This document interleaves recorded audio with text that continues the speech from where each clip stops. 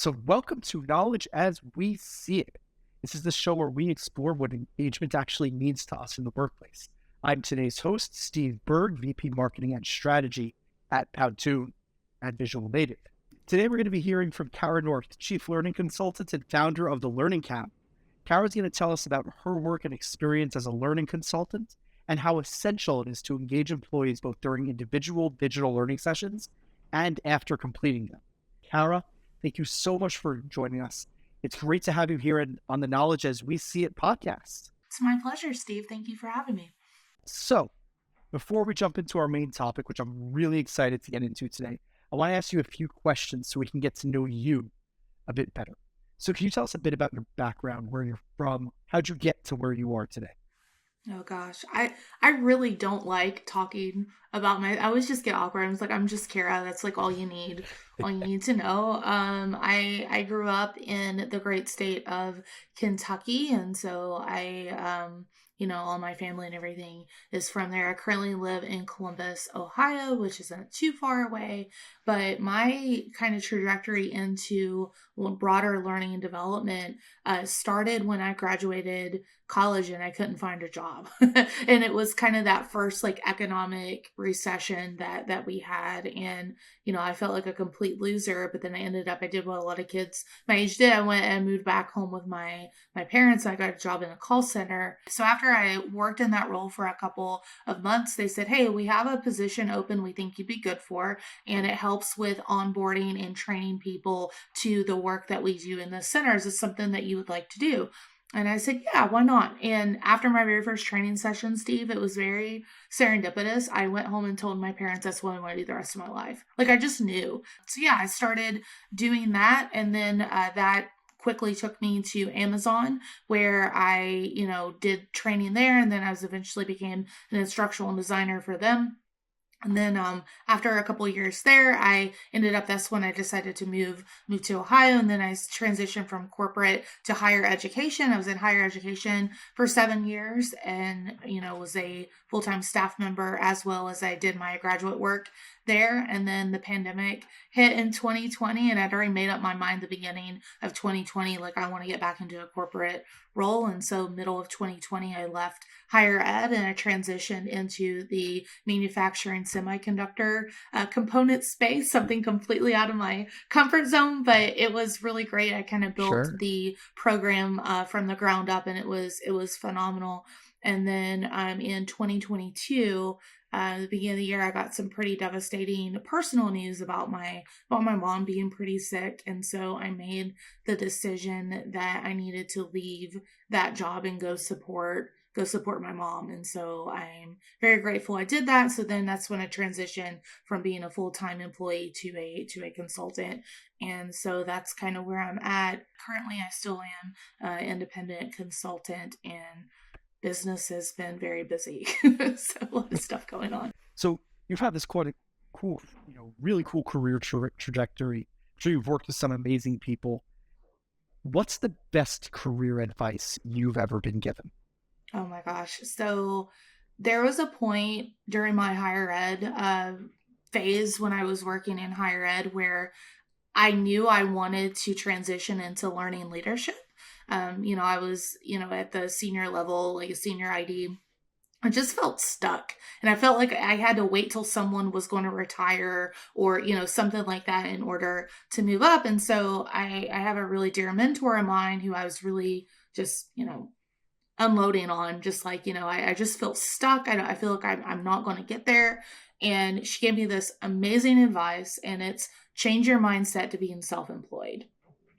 And for some reason, that just clicked in the back of my mind. I'm like, okay, I'm taking the power away from my employer. Like, I am the one that's in charge of my career destiny. I'm the one who's driving the ship here. And so once I really kind of unpacked what that meant for me, I realized that, okay, maybe I'm not going to get formal management experience in this role I'm currently at, but there are opportunities for me to manage different opportunities outside of the work that I do. So what I ended up doing Steve, is, I got involved with my local Association for Talent Development chapter here in Columbus, and I ran for president and I won. So I had 3 years of being the president of a board of directors of a professional organization chapter. And when I interviewed for that role that I took in the manufacturing space, semiconductor, in 2020, when they asked me questions to really I guess, test the fidelity if I was ready to lead a team and build it,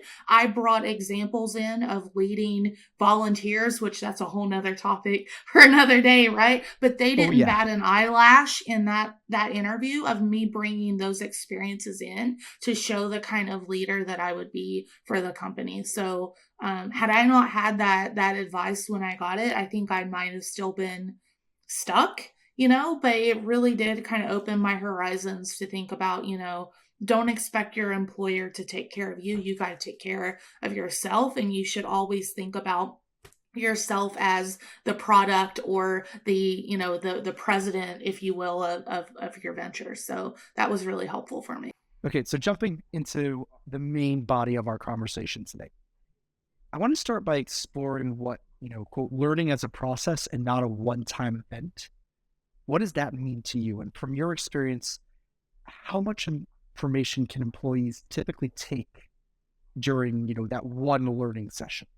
Yeah, that's a tough one, right? So I think especially in the last couple of years, I've seen a rise of, training is just content. And there's a quote that I'm obsessed with. It's from one of my knowledge crushes, Dr. Michael Allen. And he says, if content were enough, we'd only have libraries and not schools. And so what I think about that is, content doesn't get you to where you need to go, but there's that piece that's the application, the practice, the context, right? So going back to my Amazon days, I did not realize how spoiled I was in that place, in the sense that whenever I would roll something out in the business units that I supported was the customer service team. So people that were taking phone calls, chats, and emails from either commerce clients or our Kindle clients. So depending on, what it is, we worked in tandem with our workflow department to the point where people actually were given time out of production, out of whatever it was that they were doing, to read, to, reflect, to think about things, and then also to even talk to their leadership, their peers about it, right? I just thought that was the norm. Imagine my surprise when I leave and go to different places, and there is nothing like that. People are expected to take it on top of everything else that they're already doing. And, they're not being paid to take training all day. They're being paid to produce products or something for the business. So when L&D people get angry about that, I always like to challenge them, yeah, but they're not getting paid to just take training all day. They have priorities and responsibilities too. And I'm like, wouldn't it be great if this is really pushing it here, but people actually had time to do it that was distraction free, that set them up for success. And, not to say there's really anything good that came from the pandemic, but I'll say a small shining light, if you will, is I think people are finally starting to see, I'm going to say, that emotional engagement piece that's been so kind of left out of the conversation for so many years, because it doesn't matter even if you're given the time. Sometimes your brain is just not ready to process. Maybe you had a fight with your partner, or maybe you were almost in a car accident, or maybe, there's all these things that just kind of live rent free in our head. And even if you give someone the time, maybe they're not ready to receive the message. And, you can push it as much as you can, but if that mind is not open, there's nothing that you can do about it. So going back to, okay, you said learning's more of a process versus a one-time event. It's really selfish and dangerous for us in learning and development to think that we just give them that one e-learning, or we give them that one job aid, or we give them just that one little thing and then they got it. No way. I mean, go back to like when you learned how to ride a bicycle. It took time, it took practice. So, one thing that I've really tried to push is, okay, that's kind of that first hit. Okay, then what, right? How are people practicing? How can people ask questions? How are their leaders helping them, right? Because that's another thing that I've run into a lot in my career is like, okay, this is the new policy, the process, whatever, but then people aren't being held accountable to it. It's like, okay, well, what's the point, right? So, and I don't mean accountability in like a punitive way here. I mean it as a support way. I don't mean it in kind of. I know that word sometimes people kind of tense up. I don't mean it in that context, right? So, really, I think that that's kind of where I'm coming from around that. Steve is just really critical to think about beyond just that first kind of content hit. How do you provide people practice opportunities? How do you provide people feedback? How do you support people leading other people in order to make sure that they're getting what they need? So that's really what I mean by that. I'm going to, jump a little bit here, but, you talked about a few things in there, and I want to approach one of those topics because I think it's going to come up a lot in 2023, which is people have other things that they're here to do, right? And now let's go to that middle manager level, right? Because I think it's sometimes almost easier to get buy-in from senior management That's on true. learning and development initiatives, right? And I see this even, on my own team, right? I'm the senior manager on the team. I want my team to have a learning initiative. So I go to my middle managers and say, I want, Eleanor to miss half a day for this. And, the middle manager will immediately and rightfully come back to me and say, do you understand how much work is on her plate right now? Like, do you get that? Or, okay, senior manager, what are you willing to delay? Give me in this list of 95 things that are all super urgent, right? And now let's move, let's say we're following the trend of technology companies over the last 6 weeks. What is it? 105,000 people globally have been let go in the last 6 weeks, as of recording this episode. So now Eleanor is not just doing Eleanor's job. Eleanor is doing her job, plus maybe 3/4 or, half of one quarter of a coworker who was let go and a quarter of another coworker who was let go. Now she's doing 175%, covering all of those tasks. How do we get that middle manager buy-in? Because Well, that's a rough it's thing to get. it absolutely is. And I'll just, I guess, go back to what I'll say our basics here. It's really critical before you even put out, like, I'm going to say a campaign around, whatever you're training to.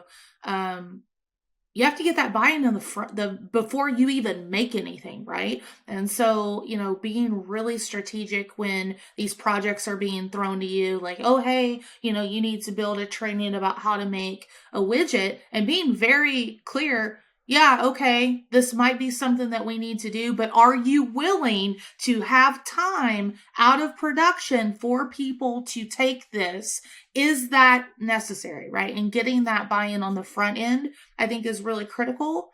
But then even as you're developing things, I've had projects where, yep, no problem, Cara, happy to sign off on that. And then, it hits the fan in the middle of the development process, and then things change. And so to the degree that you can pivot, I love to say that Murphy's Law loves learning and development. I've never had a perfect project. There's always been something that's kind of messed things up. Now that we know learning is that process, right? We need to make sure, A, employees are ready to receive the information that we're giving them. B, we need to give it to them in multiple ways over multiple courses so that, they hear it from every which angle so that they actually retain that knowledge, right? And B, it has to be there has to be time for them to do it in their flow of work. Asking someone to stay 4 hours after work to do a training session, realistically, is not going to deliver the results that we need.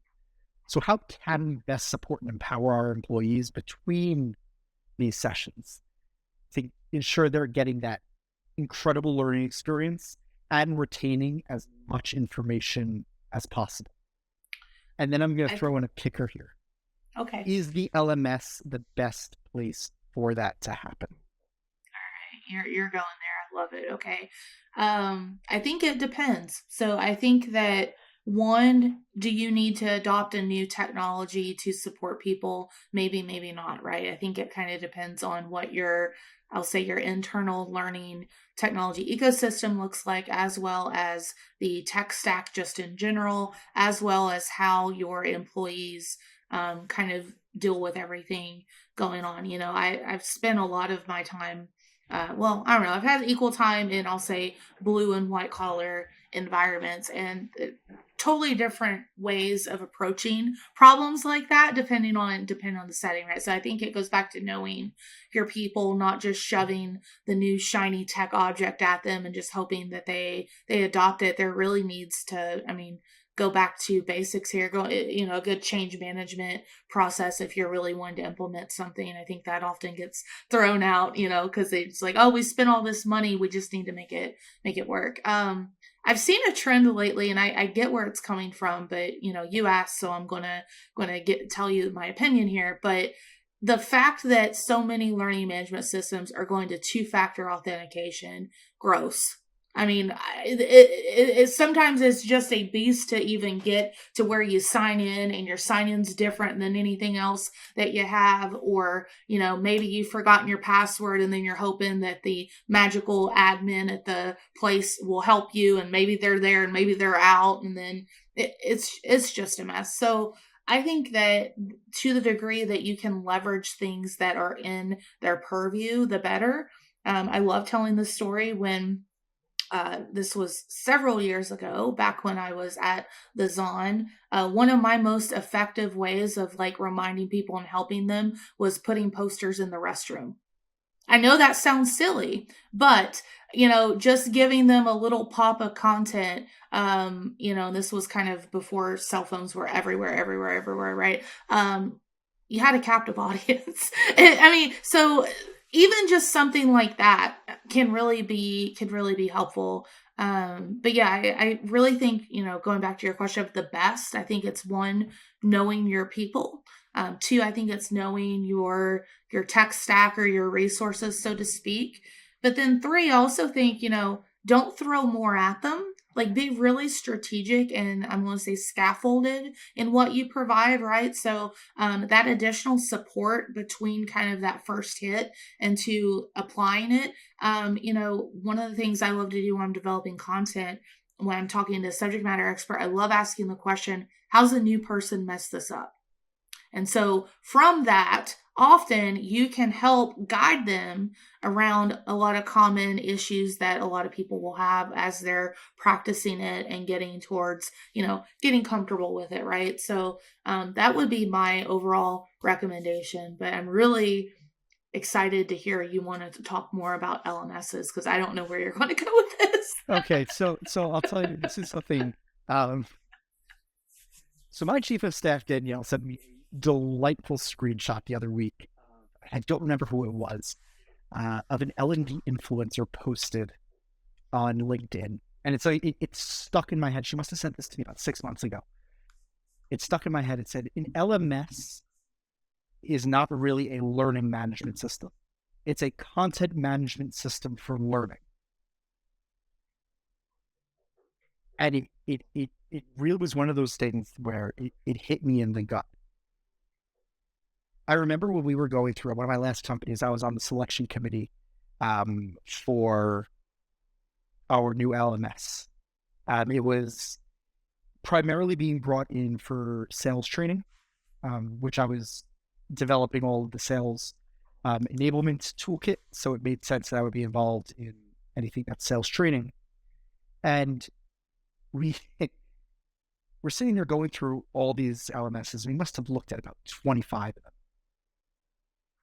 And they were all literally the exact same thing. And they're all these massively, unnecessarily complicated systems that realistically were just the same thing. And it was it was a home for all of our content that here you can assign people training courses. The amount that we got back on the analytics was, you know, basic at best in terms of what the actual engagement with the course was. And so our HR team did what I think most L&D team. We didn't have a dedicated L&D team. It was kind of by the SME. You had to own your own training. When we would go back to HR and say, okay, so how did our course do? They would send out a survey. And everything came back. Oh, we love the courses. They're great. I feel so knowledgeable. You know, it's kind of like everyone pat themselves on the back. And then I'm looking at all the sales numbers for our new salespeople, all the people who went through the training on the LMS, who scored their 95 plus or 90 plus on their quizzes, right? Everything was kind of there. And we're looking at it and I'm like, these guys are 9 months in and they're still not selling. And I'm listening to their sales calls and they're not doing what they were told to do in the sales training. So I go, but I know what's in there. So clearly it's not there, but all the information in the LMS, all of the feedback we're getting. So I went to my sales team and I said to them, okay, guys, I got to say, you all did great on your quizzes. You all did, you did great on your quizzes. Your feedback on your surveys was incredible, right? It looks 5 stars all around. Why'd you say that the courses were great if carrying you didn't listen to them? And the response that I got back from my sales team was because we didn't want to have to do it again. And to me, it's just like, it's this hidden layer of, and I think it might even be specific to sales. I don't know, but it's this hidden layer of, you're making us do this, therefore we are doing it. And it's part of an onboarding I have to go through, so therefore I'm doing it.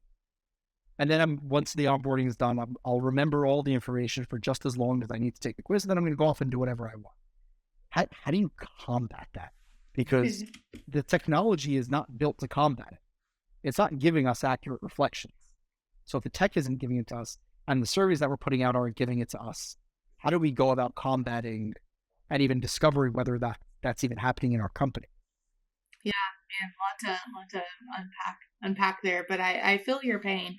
I mean, honestly, might be a hot take.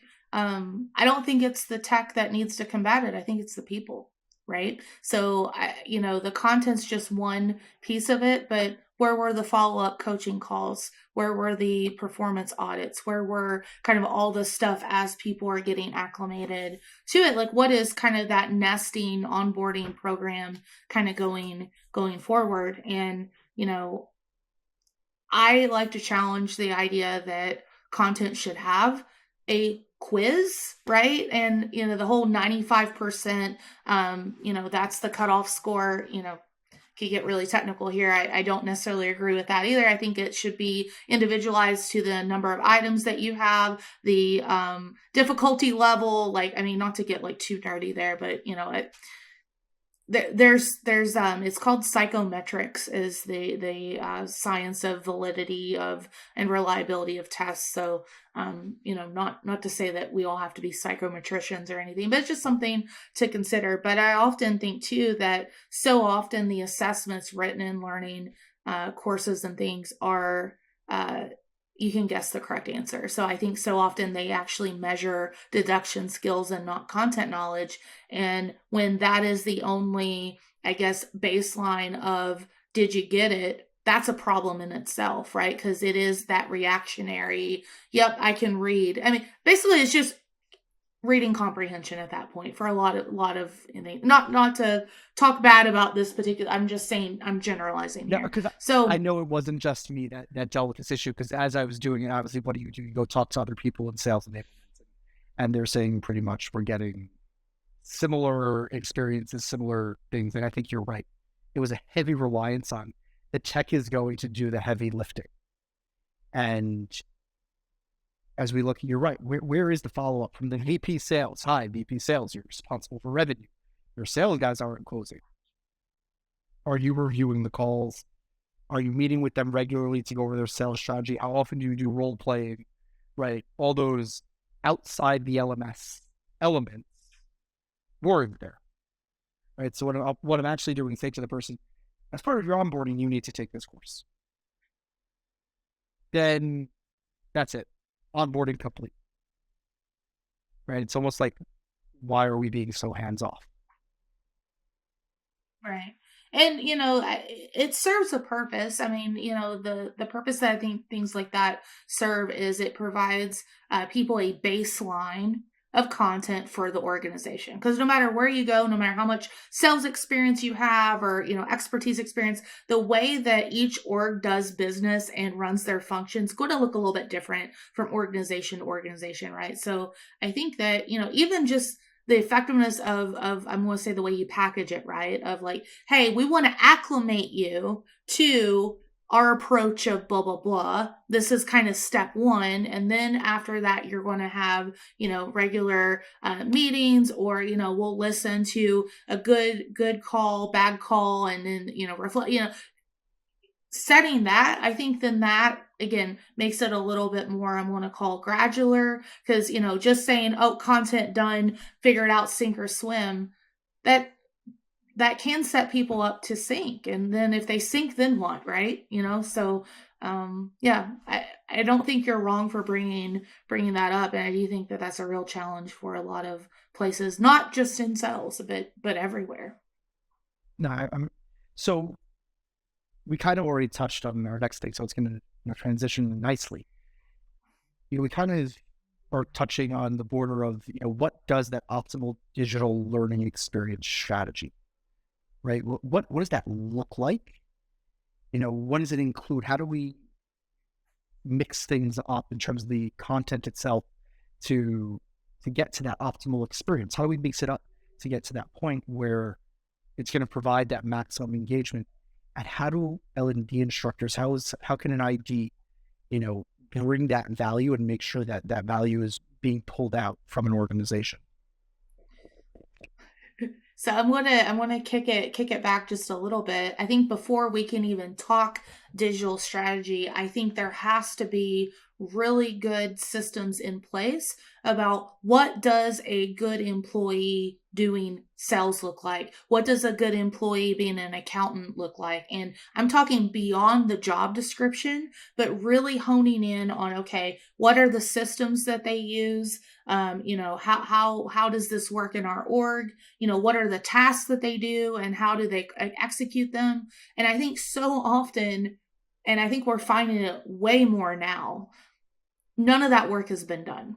It's like, oh, Bob's been with us, and Bob's a great employee, and blah blah blah blah blah. But then if you ask Bob to pivot and do something new, Bob's like, no no no, I don't want to do that. So I think before we even talk about optimal content for that, I would love to see more work being done in that space, because I think it is so critical, and it's a little bit time, takes some time to do, but I think that the rewards of investing in doing that pay itself forward. Because just imagine a junior level salesperson coming into the org and like, hey, I want to get beyond a junior level. What do I need to do? And already having that in place and saying, okay, here's what a regular person, like a regular sales role looks like. Here's what a senior looks like, and have clear delineation besides tenure in a company and age. Because I'm being real here, I think a lot of times people are promoted into those roles just because of age and tenure, but haven't showed the performance side to get there, and then they look at them like, well, how did that person get in there, right? Well, or it's the opposite way, right? Yes. Sorry, even though all of your performance warrants that you should be promoted, you haven't hit 3 years in this position, Yes. therefore you don't qualify. Going back to, let's say, perfect world, let's say the org has that. Well, then I think it's all about how are people doing the work, right? So, a lot of successful implementations I've had throughout my career, it's been leveraging tools that people use on a daily basis. So I've seen some really interesting learning experiences using like a Slack or a Teams, or I've seen opportunities using like proprietary systems to the organization, like customer service platforms or ERP systems and things like that. So I think to the degree that you can leverage those to provide additional context is great. But then I think the other big one about your strategy, and this is also a hard one from a time perspective, is keep things updated. Like, so many systems start with good intentions, but then the links die or the policy changes or, the screenshots outdate or things like that. And so, to the degree that, through visuals, as specifically, I'm thinking like, quick little explainer videos or, screenshotted videos or things like that, that for lack of a better word, are a little bit more disposable because they can be rapidly created. Those are great to have in your back pocket for various things, whether it's a process walkthrough of something that people don't do very often, but it's like, hey, once a quarter, you might need to do this process here. Here's a quick reminder how to do it, right? And I feel like if you can triage your resources of the things people do every day or the things that are the predominant pieces of what they do, invest a lot of resources in that. And then those remedial things, think about things that are a little bit quicker, more rapid development. I think that that's probably a good strategy to kind of lay things out.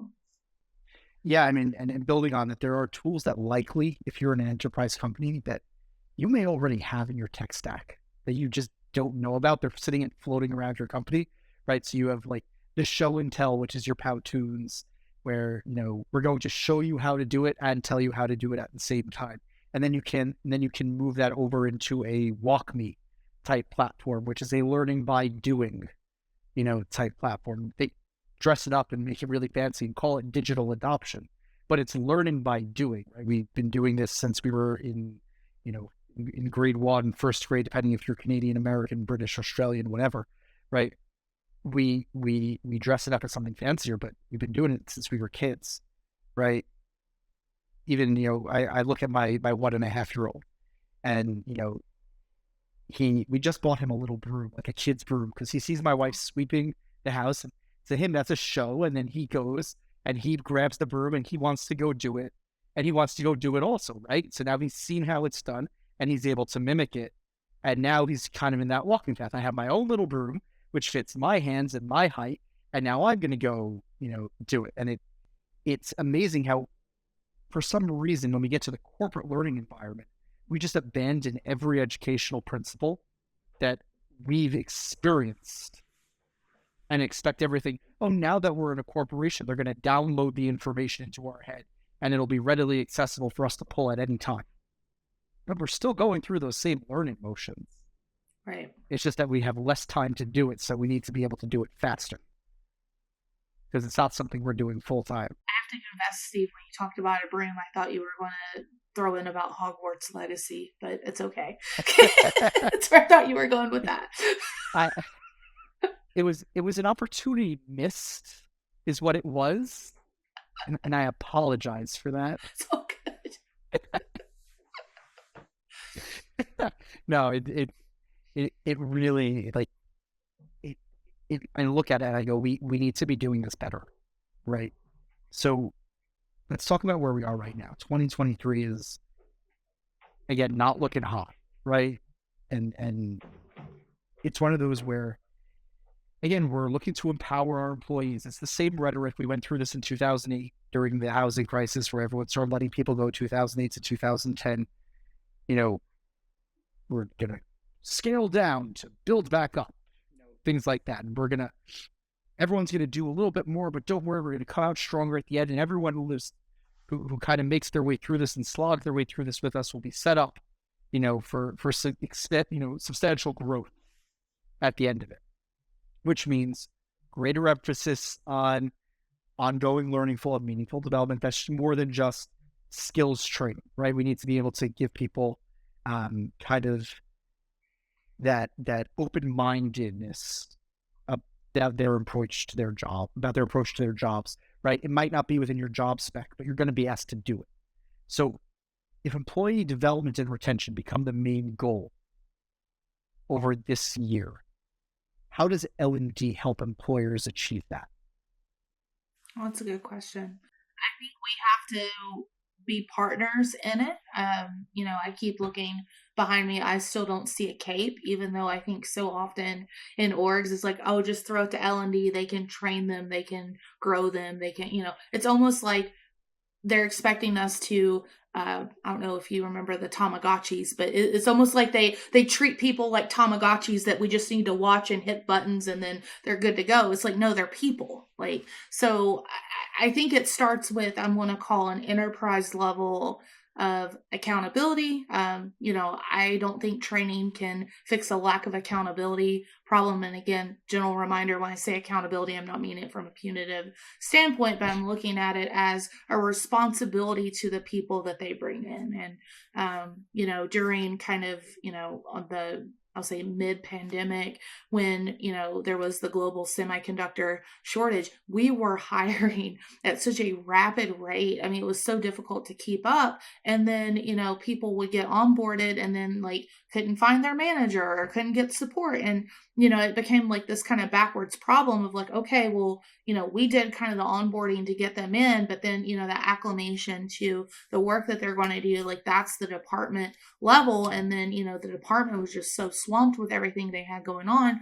I think there was multiple reasons why it wasn't as smooth as a transition as it needs to be. So I think L&D has a very unique perspective that so often we're not in the C-suite, but we're also not the frontline person doing the accounting, the sales, the whatever. So we kind of have this like viewpoint where we can ask the questions that often don't get asked, right? Of like, okay, how's this actually going to work, you all? And like, what is this side of the house going to do for this? And then what's this side of the house going to do? What's the roles and responsibilities here? And, a question that does not get asked enough is, what's success look like? Is success like a happy employee that stays with us forever? Is it a productive employee? Like what is the value of success here? So I think that our role is we can, for lack of a better word, almost be like have a consultative approach of,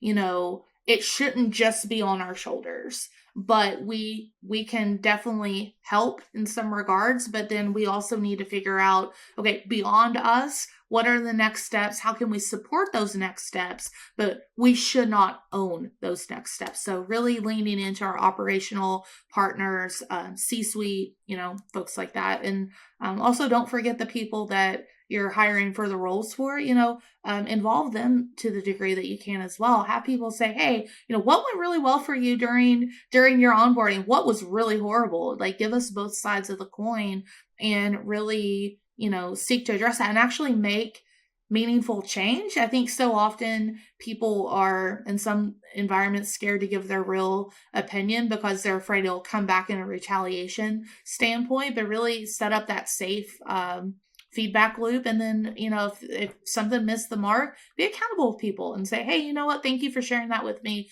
Here's because of your suggestions, how we're going to move forward. People are happy to give their opinion if they think that it matters. Otherwise, next time you ask them and they don't see any traction, they'll be like, well, you asked me last time and you didn't care. Why should I going to tell you this time? I mean, or it's the other side of that coin where it continues to go down a worse road where I've asked you, I've given you feedback that's pretty critical to the company. No change has been made. Is this the right company for me? Yes. Right. Because that's the question that ultimately surfaces, right? When we look again at 2023, year of employee retention, I don't want to have to go, let's say my manufacturing, some manufacturing line team lead leaves, right? That's not a cheap person to replace. And if you don't have someone with experience on the team who's going to step up to their role, again, recession mentality, it's going to cost you 30% more to hire that person externally. And as mid managers or senior managers, it's part of the thought process you need to take into account when saying no to that employee is, I'm going to say no to that employee right now. Is it worth paying 30% more to have to replace that employee by bringing in someone from the outside? Let's go through the 6 months of inefficiency that's going to come from not having that person as the new person becomes onboarded, by the way, who I'm still paying 30% more for. Yep. right? Is it worth going through that process? Or again, taking that accountability, do I make the change that needs to be made instead of pushing it down the line? Because I have now this employee retention goal that I maybe didn't have 3-4 years ago, right? Some of those habits at the mid and senior level need to change, as well as, those habits on the junior level of understanding, hey, we're in a certain environment, and that means some of the things that we agree with you we should do, we simply can't do due to resource constraint, budget constraint, whatever constraints, there may be. So continuing down on this theme of, 2023, you referenced before the 2022 workplace learning report. I got one of my employees this morning passed me the 2023 workplace learning report. I don't know if you've had a chance to take a look at it yet. I glanced. I can't say that I read it deeply. I've read, I think, looking at CLO and CHRO and SHRM and CIPD and ETD, I think everyone, we're seeing the same stats. 82% of executives agree that a people-centric strategy is central for success. Quotes like, in challenging and in economic times, you invest in skills. L&D holds the key to unlocking agility and growth. Like you said, put on that cape, have that superpower, right? It's really nice to see that executive teams, right? One of the stats I saw was 51% of L&D teams are working with non-HR executives directly. Really nice. But are we seeing the trend that executive teams are actually taking action on it? Are they giving the budget, right? It's my favorite thing. L&D is important. L&D is the key to unlocking our agility and growth. By the way, you have that same tiny budget you had a year ago, or maybe less, because over COVID, we invested more in L&D, but now with the recession, you guys are not revenue generating or directly revenue generating. Therefore, you're higher up on the list of things that are going to lose, budget and therefore resource. Are we seeing the trend that maybe in this recession, it's going the other direction of we've learned our lesson from pre-COVID and we're actually starting to invest in L&D even during a recession? I hope so, but I don't know. I don't feel. I feel like I'm almost like a contrarian, and I certainly don't mean to be. But I think that people's tolerance for what I'm going to call hot air is gone in companies, right? I mean, I think that if we truly want to get people centric, it starts with the top. It starts with transparency. It starts with communication. And while I've been very encouraged by a lot of companies talking about their culture, DEI initiatives, inclusion, things like that, to me, it doesn't matter what your website says or the cool stock art you have on it or your statement, but really the culture of your org is the behavior that it tolerates, right? And so as we're looking to be more people-centered, as we're looking to support one another in our companies, Toxic Tom, that's a problem. Even if Toxic Tom is a high performer, you're going to have to make a decision. Toxic Tom running 10 people off, is Toxic Tom really worth it, or is that something that you need to address? So I think people's tolerance for kind of that political interpersonal grossness that I think a lot of people, and there's nothing worse than dreading going to work. Okay, and I've certainly felt it. I'm sure anyone listening to this has felt that at one time or another. And I think, we've really started to prioritize our own self like help and, what's good for us and, things like that. And so if we're really looking to be more people centric, as far as investing in L&D, I think L&D can kind of help with some of those conversations. But again, ultimately, it is not only on our shoulders. I know I've said that a lot, but it absolutely can't be. When it is, I feel like that sets us up to be scapegoats. and scapegoats of, oh, you know why this didn't work, the training wasn't good enough, or oh, you know why this didn't work, there wasn't enough time invested in that. It's like, no, maybe this didn't work because we have some toxic people in this org that puts barriers in front of people to get the job done, or maybe they're not set up for success in their workplace because they're scared to have a conversation about XYZ because of the repercussions of things. So I think ultimately it has to go back to that. And then once there is kind of that transparency, that, for lack of a better word, like psychologically safe environment where people feel like they can be themselves, they can speak up, they can, be transparent about what they need. Then yeah, I do think L&D can really help support that a little bit better. But I do think there's all these, I don't know, precursors to get there that have to be unlocked before we can truly, I think, add more value to the conversation, if that makes sense. Yeah, I think it does. And I think bringing up that scapegoat, I think L&D is particularly vulnerable to that. And this is where I'm going to go back to accountability for a second. And this is somewhat on a punitive side, right? Not that there's punitive action being taken, but I'm going to push back to the LMS again, because the one thing that L&D, and the reason there's that it's such an easy scapegoat. You go to marketing and you try and scapegoat marketing. What does marketing immediately do? They turn into their data, right? And they come back out with their data, put things up, slides, charts, trends. Yep. Hey, no, what you said XYZ. Here is what the data is showing. You do the same thing with sales. You do the same thing with R&D. Take it to manufacturing. Take it to healthcare. Everyone can pull data out of their systems. L&D relies on NPS surveys and LMS data, which is rudimentary at best. Do you think there's a level of accountability there with the tech staff, with the technology vendors themselves, to say, give us something better? Hey, you, our strategic partners, the people that we are paying tens of thousands of dollars, hundreds of thousands of dollars a year for our LMS, you have a responsibility to arm us with the information we need to stop ourselves from being a scapegoat. That's a really interesting angle that I don't think I've ever heard anybody think about. So I appreciate that, Steve. I'll say yes and no. I mean, yes, I think that if there are opportunities to do something a little bit different and help L&D folks kind of strategize what this could look like, repurposed a different way or other ways to evaluate and gather data.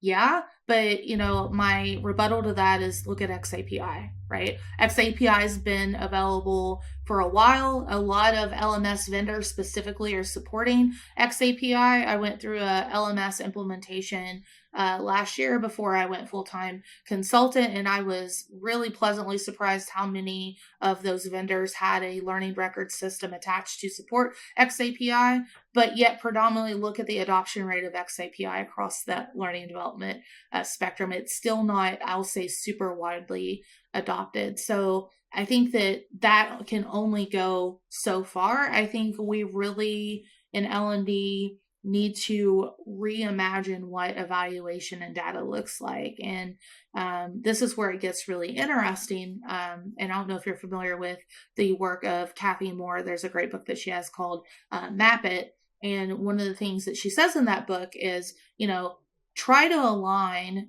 any training that you have to a business outcome, to a key performance indicator. And so when you look at it from that approach, that's not an L&D metric. That's a business metric, right? And so I think to the degree that you can kind of align and match that on the front end. And again, I think so many of the problems that face L&D is because we didn't do a good formal needs assessment. We just become like, SpongeBob SquarePants at the Krusty Krab. Oh yeah, you want a nutrition training? Well, nutrition training coming right up, instead of asking these questions, right? So I think that the best metrics and data that we could pull from, it has to absolutely go beyond. do not like net promoter at all for L&D. It's just a vanity metric. Good job. That tells me nothing about people's motivation, people's comfort level about applying the content to their job, right?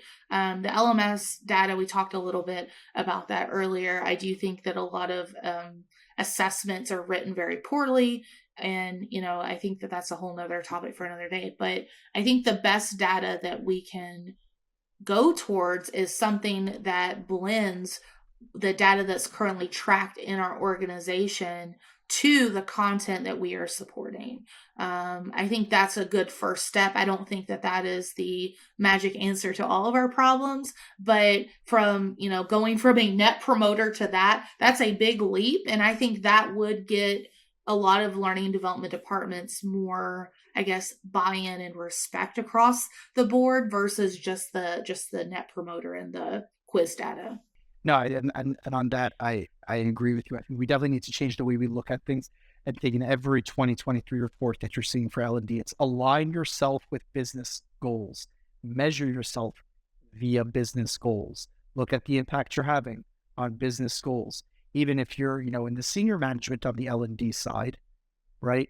Take yourself and go, what is the business goals that I need to most align my teams to this year? That's your list, right? That's what you're going to be working with this year. These are your top 10 priorities because these are our top 5 business goals. And you have 2 things for each business goal. And I think, on the level of accountability on the manager side, yes, those managers need to be more involved. But at L&D, at the same time, take that same level of ownership.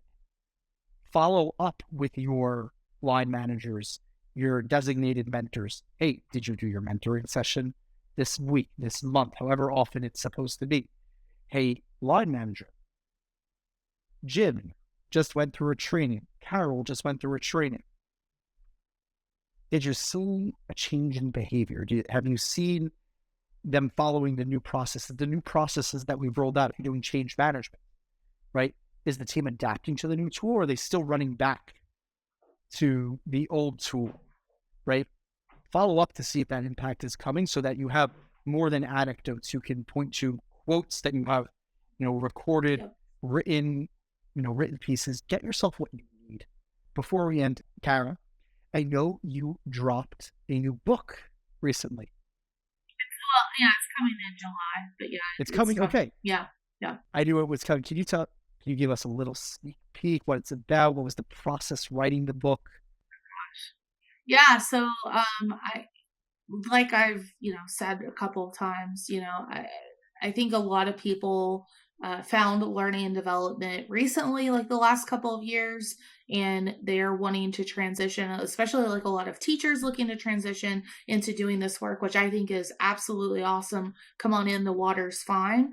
But I think that a lot of content out there has boiled down the work that we do to just developing content. And I think that's really dangerous because with tools that create content quicker and, this AI thing that's supposedly happening. Yeah. And it's, I think there's a lot of talk about that as well.